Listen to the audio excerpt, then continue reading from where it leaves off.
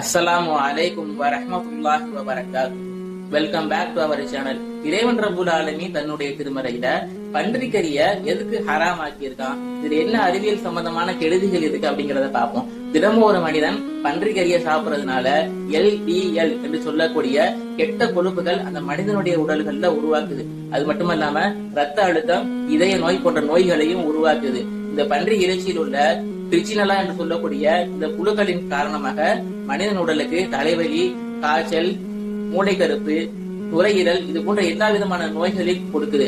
அது மட்டுமல்லாம இந்த பன்றியினுடைய இறைச்சியில மட்டும் எதற்காக இவ்வளவு நோய்கள் இருக்கு அப்படின்னு சொன்னா, அந்த பன்றியினுடைய உணவுகள் மற்ற கழிவுகளை சாப்பிடுறதும், மற்ற இறந்து போன அந்த மாமிசத்தை சாப்பிடுறதும் இதனால இவ்வளவு நோய்கள் வருது. அது மட்டுமல்லாம பன்றியினுடைய தோள்கள்ல 38 இருந்து 39 டிகிரி செல்சியஸ் வெப்பம் இருக்கிறதுனால அந்த தோல்ல உள்ள கிருமிகள் சாகாம நேரடியா அந்த பன்றியினுடைய இறைச்சிக்கு செல்லுது.